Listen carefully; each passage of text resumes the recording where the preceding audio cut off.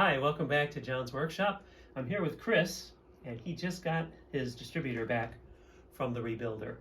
So let's take a look at this thing. We're going to put this in the machine, and we're going to see how good of a job this rebuilder did trying to get this distributor rebuilt. It had a pretty wobbly bushing we saw. The shaft may have been bent, but here's what it looks like. It looks like he did a real nice job. The whole thing's been repainted. Even inside, it looks like he maybe even replated some of this. Yes, it looks like brand new. Awesome. All right, I can't wait. We'll get it in the machine here and we'll see how it looks.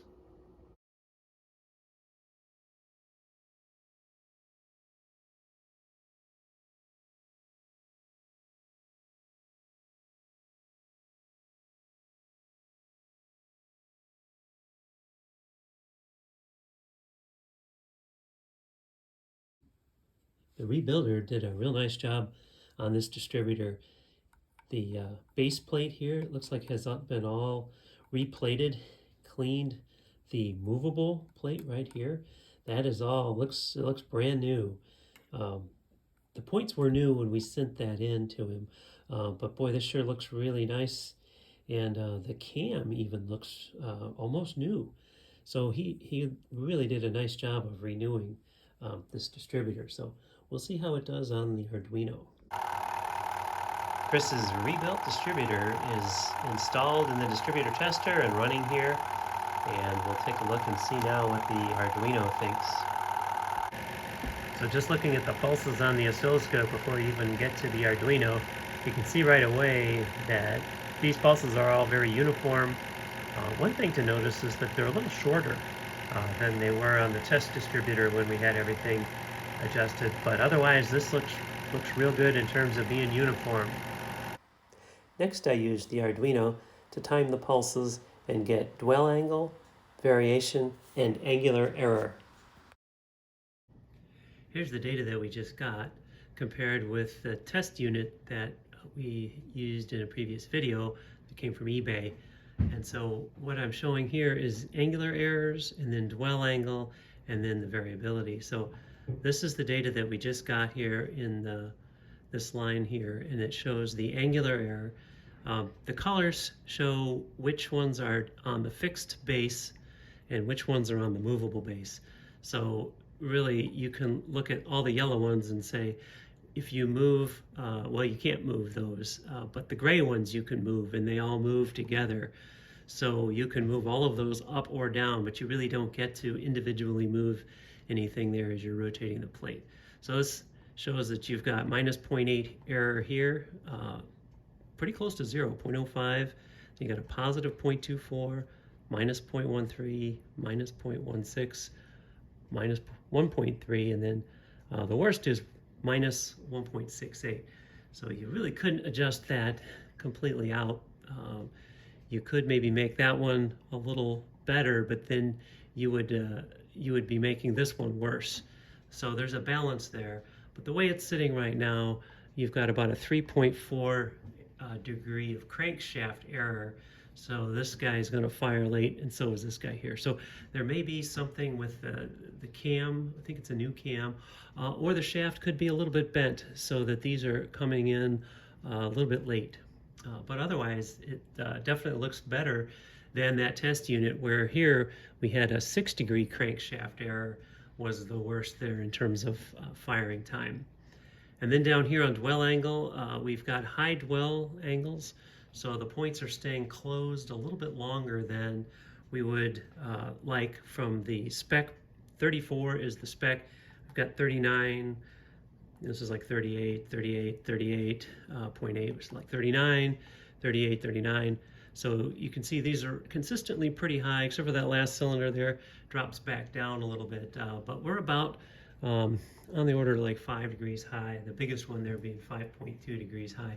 So the points are closed a little bit long, so we could increase the gap, which would help increase that if we wanted to. To address the large dwell angle issue, I'm going to first check the point gap here.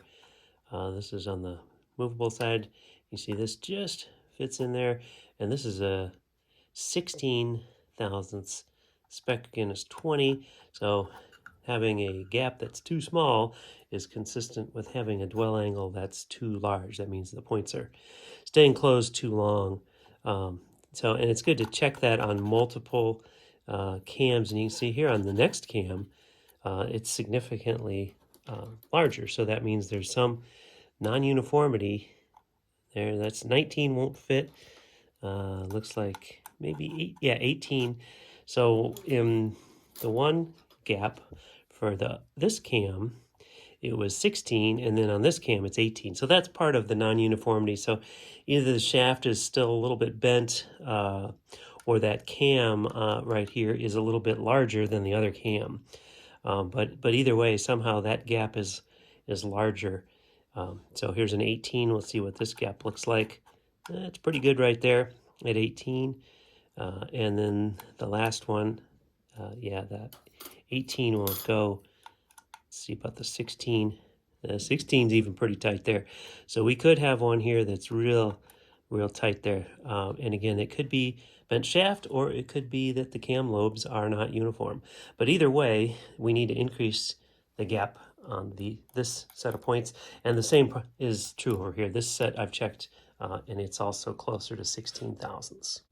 As I was setting the gap on the two different points, I noticed it was a little bit hard to set for some reason on this one, because I had gotten it set correctly. Then I went and set these, and then I rotated around and found that this was a little off. It was too large.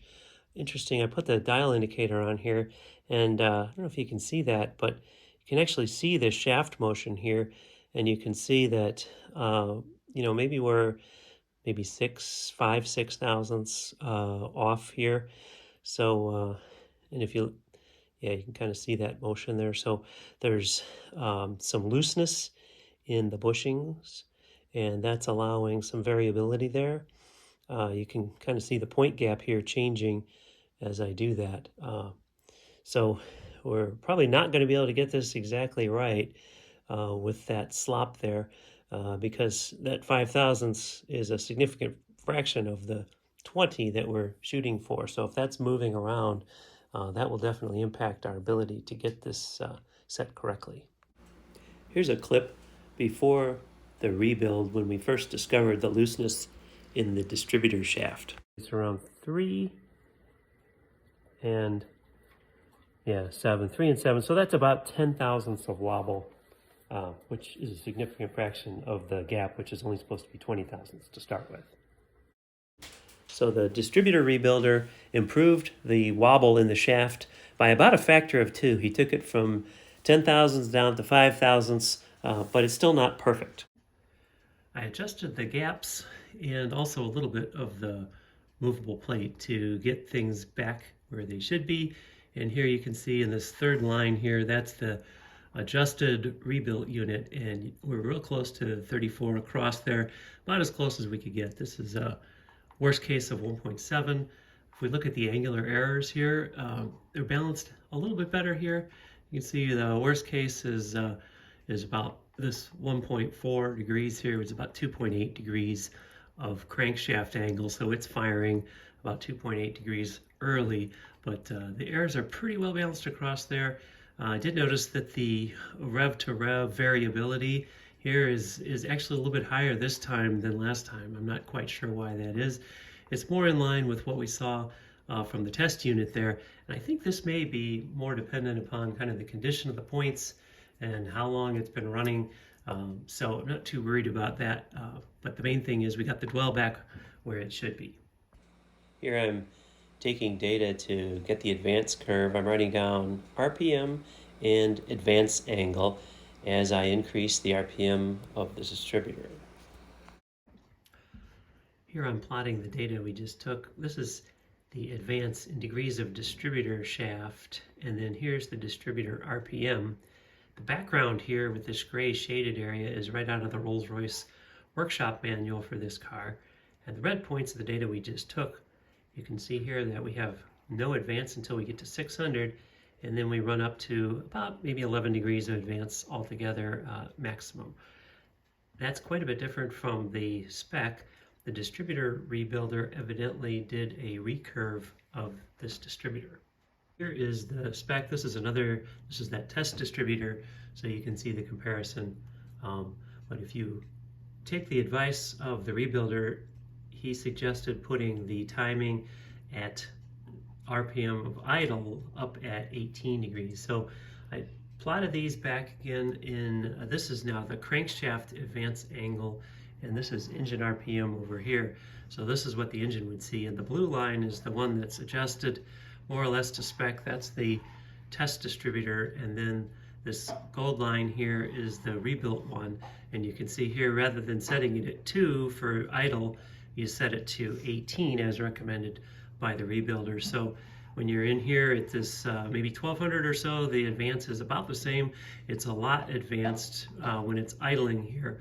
And then you can see we don't get quite as much of advance all the way up to about 3700 RPM or so, and that's where they would meet again. So this is what the engine is going to see, is this gold line right here compared to the blue line. The rebuilt distributor is installed. There it is. It's like the shiniest part in the whole engine now. And what I'm showing here is we've got this little LED that's lit when the points are closed, and then as soon as we move this rotor just a tiny bit, there you go. So this is showing where we are with the timing, and we've got it put in at 18 degrees before top dead center on the cylinder B4, and that's which cylinder we're firing here. So we're ready to put things all the way back together and fire it up. Okay, here we go. First startup with the rebuilt distributor. That's not the choke? Yeah.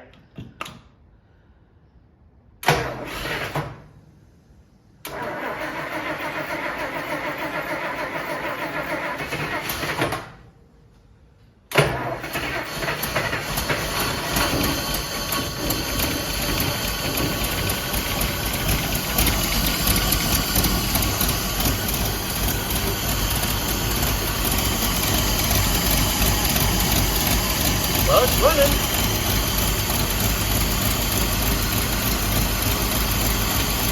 All right, there she goes.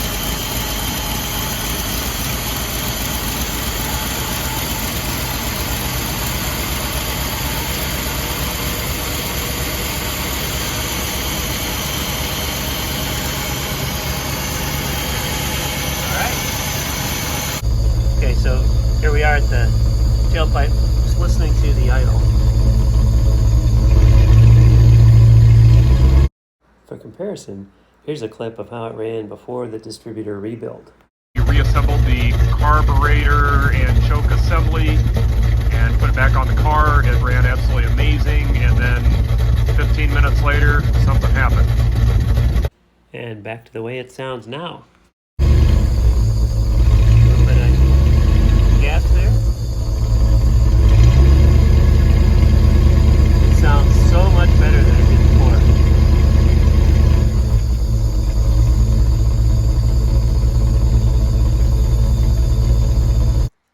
We've gotten the engine running pretty well now, maybe 95% of the way there. I think we have a mixture adjustment to do, and we may want to retard the timing at idle a little bit. That 18 degrees is pretty advanced to try to have it run real smoothly. But at this point, we're going to turn our attention to the steering looseness. So stay tuned for an upcoming video on that, and thanks very much for watching.